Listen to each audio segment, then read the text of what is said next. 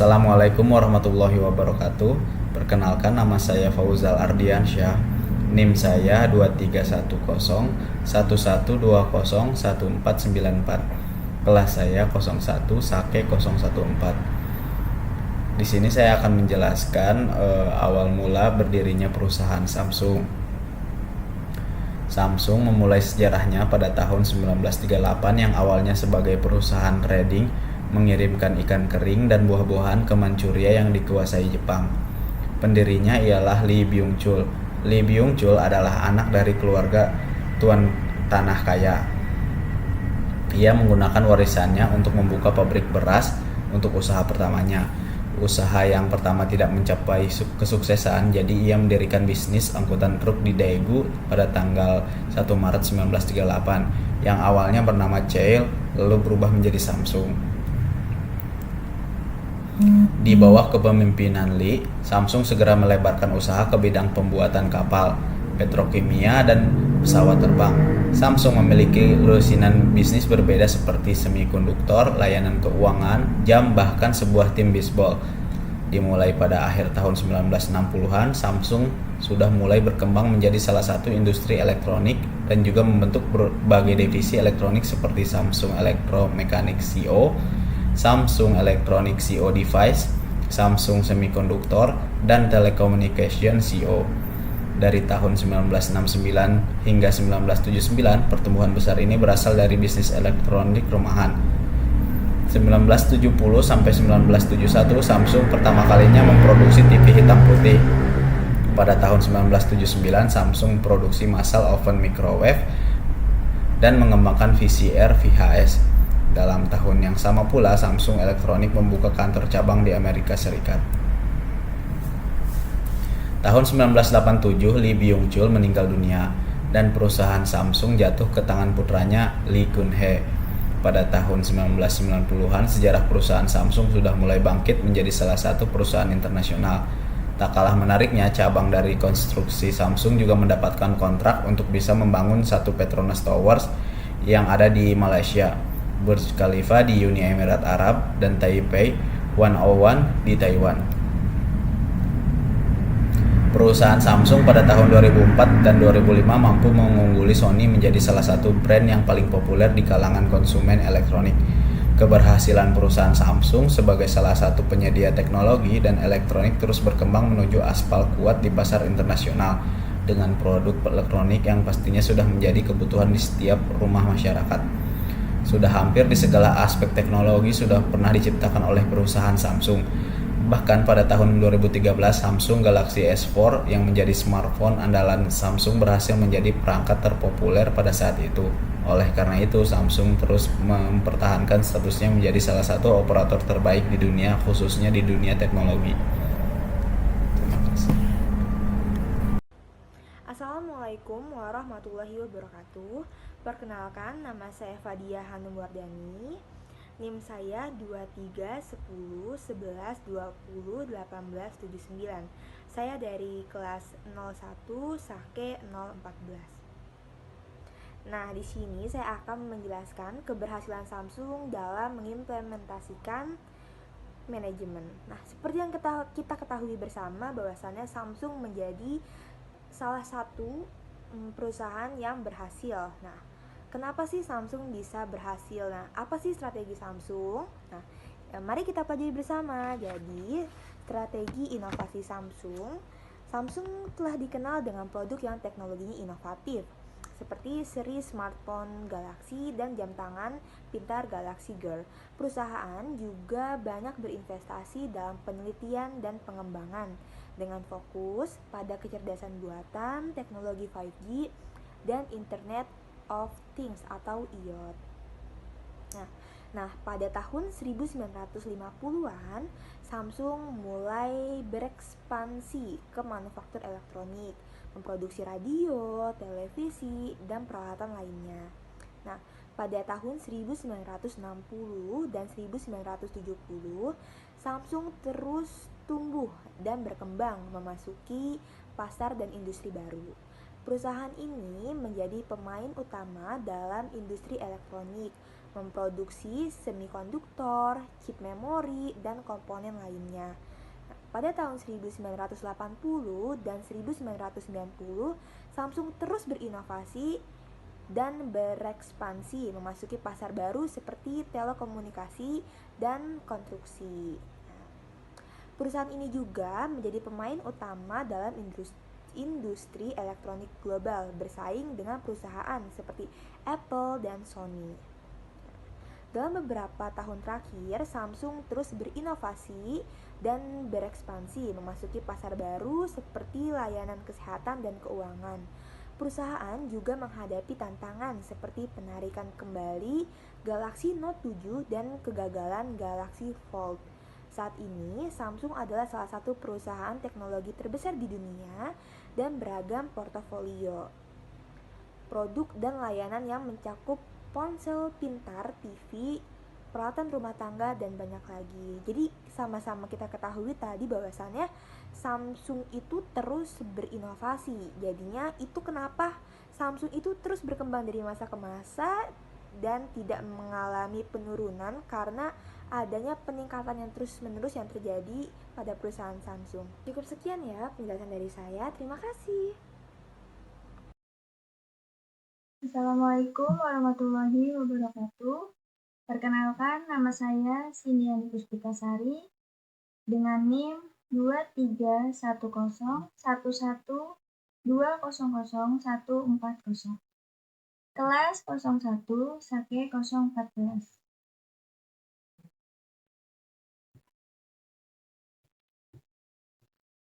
Saya di sini akan mempresentasikan tentang alasan kesuksesan Samsung.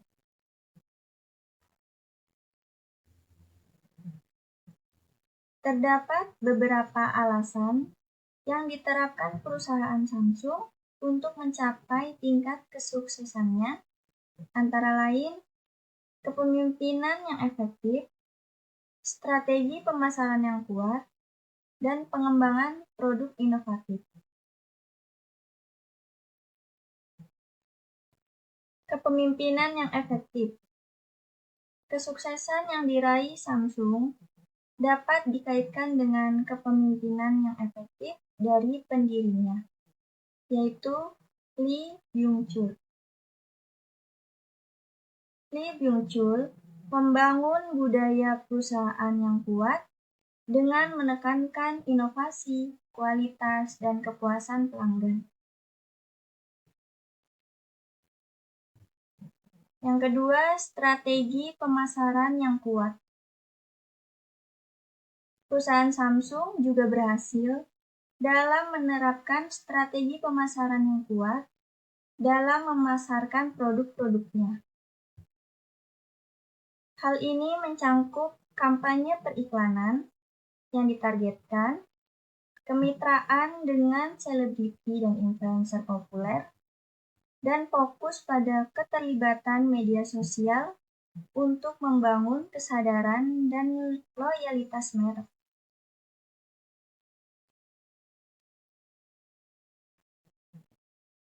Dan yang ketiga, pengembangan produk inovatif. Perusahaan Samsung berhasil dalam berbagai inovasi industri teknologi. Samsung selalu fokus pada pengembangan produk-produknya yang dapat memenuhi kebutuhan konsumen. Pengembangan produk inovatif mencangkup perkembangan ponsel pintar, televisi, dan peralatan rumah tangga yang terkenal kualitasnya.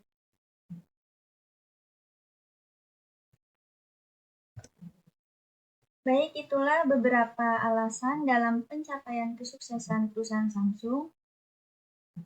Memang sudah seharusnya kita terbuka terhadap perkembangan-perkembangan di dalam dunia bisnis, seperti yang dilakukan perusahaan Samsung yang tidak pernah menutup mata terhadap perkembangan teknologi.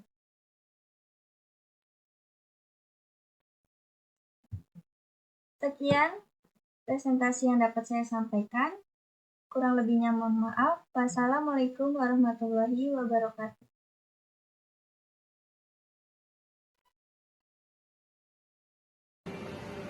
Assalamualaikum warahmatullahi wabarakatuh. Perkenalkan, nama saya Muamalah Julianti dari kelas 01 Sake 014 dengan NIM 231011200074. Di sini saya akan mempresentasikan sejarah BlackBerry. BlackBerry dimulai pada tahun 1984 dengan nama Race in Motion atau RIM. Pendirinya adalah Mike Lazardis, Doug Fregin, dan Jim Balsillie. Perusahaan ini memperkenalkan lini ponsel pertamanya pada tahun 2000, yaitu RIM 957, yang hadir dengan fungsionalitas internet dan pemberitahuan push. Pada tahun 2000-an, BlackBerry berkembang menjadi merek ponsel pintar pilihan di Amerika Serikat. BlackBerry juga merupakan penemuan iPhone pada tahun 2007 dan iOS Android pada tahun 2008. BlackBerry masih mempertahankan pasar ponsel pintar selama bertahun-tahun dengan 20% pasar internasional dan 40% pasar ponsel pintar. Pangsa pasar Amerika pada tahun 2010 dengan mengembangkan produk-produk baru seperti BlackBerry Pearl, Craft, dan Bold. Pada Januari 2012, nilai pasar RIM turun menjadi 75%. Dan tahun 2013 terjadi perubahan nama perusahaan dari RIM menjadi BlackBerry. Pada tahun 2013 juga ditutup dengan Android yang konsolidasikan lebih dari 50% pasar ponsel cerdas global, dan Apple naik hingga 34%. Pada bulan September 2016, setelah beberapa peluncuran ponsel pintar dan tablet baru yang gagal menarik banyak perhatian pengguna, BlackBerry akhirnya menyerah. Perusahaan mengumumkan tidak akan lagi mengembangkan smartphone baru. Sebaliknya, mereka kini akan fokus pada pembuatan perangkat lunak keamanan siber. Namun, pada Januari 2022, BlackBerry mengumumkan akan menonaktifkan sistem operasi semua ponsel pintar dan tablet lawasnya. Hal ini berarti perangkat BlackBerry tidak akan dapat terhubung dengan baik ke jaringan data, melakukan panggilan telepon, dan mengirim SMS. Sekian presentasi dari saya, kurang lebihnya mohon maaf. Saya akhiri. Assalamualaikum warahmatullahi wabarakatuh. Assalamualaikum warahmatullahi wabarakatuh. Perkenalkan, nama saya Asma Alifah. Saya dari kelas 01 Sake 14. NIM saya 231011200396. Di sini saya akan menerangkan tentang strategi inovasi BlackBerry. Pada awal tahun 2000-an, BlackBerry menjadi merek ponsel pintar terkemuka yang terkenal dengan kemampuan pengiriman pesan dan emailnya yang aman. BlackBerry Curve dirilis pada tahun 2002, adalah model populer yang membantu membangun reputasi merek dalam hal keandalan dan daya tahan. Pada tahun 2007, BlackBerry merilis BlackBerry Bold yang menampilkan layar sentuh dan peningkatan kemampuan multimedia. Lalu pada tahun 2008, BlackBerry merilis BlackBerry Storm yang memperkenalkan antarmuka pengguna baru dan meningkatkan kemampuan penelusuran web. Pada tahun 2013, BlackBerry merilis BlackBerry Z10 yang menampilkan layar sentuh dan antarmuka pengguna yang ditingkatkan. Namun, perangkat tersebut gagal mendapatkan daya tarik di pasar dan harga saham perusahaan terus menurun. Dan pada akhirnya, pada tahun 2016, BlackBerry mengumumkan bahwa mereka tidak lagi memproduksi ponsel pintarnya sendiri dan akan fokus pada perangkat lunak dan layanan. Smartphone terakhir perusahaan BlackBerry yaitu smartphone BlackBerry Classic yang dirilis pada tahun 2014. Nah, di sini saya juga akan menerangkan fitur unggulan yang terdapat di BlackBerry. Yang pertama adalah fitur Surel cepat atau push email. Produk ini mendapatkan sebutan surat cepat karena seluruh surat elektronik baru, daftar kontak, dan informasi jadwal atau kalender ditampilkan langsung ke dalam BlackBerry secara otomatis. Dengan push email, semua surat elektronik masuk dapat diteruskan langsung ke ponsel. Electronic Mail juga sudah mengalami proses kompresi dan scan di server BlackBerry sehingga aman dari virus. Lampiran berkas berupa dokumen Microsoft Office dan PDF dapat dibuka dengan mudah. Sebuah surat elektronik berukuran 1 MB jika diterima melalui push email dapat menjadi 10 KB dengan isi yang tetap. Lalu, keunggulan yang kedua adalah kemampuan BlackBerry yang dapat menampung surat elektronik hingga puluhan ribu tanpa ada risiko hang, asalkan masih ada memori tersisa. Lalu yang ketiga, BlackBerry bisa digunakan untuk chatting atau yang sering kita dengar dengan BBM, yaitu BlackBerry Messenger, yang berjalan melalui jaringan BlackBerry dengan memasukkan nomor identitas unik atau PIN dari setiap ponsel BlackBerry. Dari keunggulan-keunggulan di atas, semua layanan BlackBerry ini dikenal sangat aman, baik dari surat elektronik, chatting, maupun browsing. Untuk browsing internet, data-data dari situs web sudah dikompresi sehingga lebih cepat dibuka. Mungkin itu saja yang dapat saya sampaikan. Banyak salah saya mohon maaf. Sekian, wassalamualaikum warahmatullahi wabarakatuh. Assalamualaikum warahmatullahi wabarakatuh.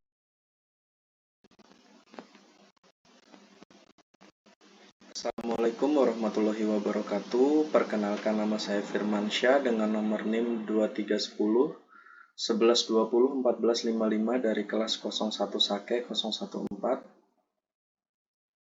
yang akan mempresentasikan mengenai kesuksesan dan juga kegagalan BlackBerry di dalam mengimplementasikan manajemen. Kesuksesan manajemen BlackBerry, di mana BlackBerry pernah menjadi pemain dominan di pasar ponsel pintar dengan basis pelanggan setia dan reputasi merek yang kuat. Keberhasilan perusahaan dapat dikaitkan dengan beberapa faktor termasuk kepemimpinan yang efektif, inovasi, dan kemitraan strategis.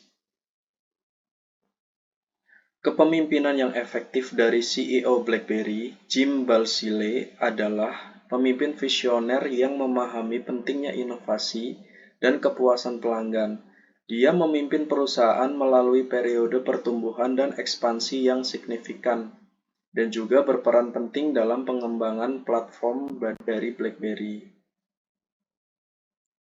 BlackBerry terkenal dengan teknologi inovatifnya, termasuk aplikasi BlackBerry Messenger yang kita kenal sebagai BBM dan keyboard QWERTY. Fitur-fitur ini membedakan perusahaan dari para pesaingnya dan membentuknya mempertahankan basis pelanggan setia. Kemitraan strategis dari BlackBerry menjalin kemitraan strategis dengan perusahaan besar seperti Verizon dan juga AT&T untuk memperluas jangkauan dan meningkatkan pangsa pasarnya. Kemitraan ini membantu perusahaan tetap kompetitif di pasar yang berubah dengan sangat cepat. Meskipun sukses, BlackBerry berjuang untuk mengikuti perubahan landscape teknologi dan kehilangan pangsa pasar dari pesaing seperti Apple dan juga Samsung. Kegagalan perusahaan dapat disebabkan oleh beberapa faktor, yaitu buruknya penerapan manajemen dan kurangnya inovasi.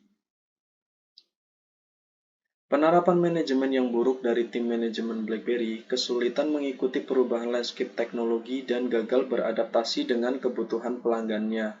Fokus perusahaan pada teknologi dan sistem operasi miliknya sendiri dibandingkan menerapkan standar terbuka pada akhirnya menyebabkan kejatuhan dari perusahaan BlackBerry. Kurangnya inovasi BlackBerry gagal dalam berinovasi dan mengikuti perubahan landscape teknologi adalah produk-produk menjadi ketinggalan zaman dan tidak kompetitif.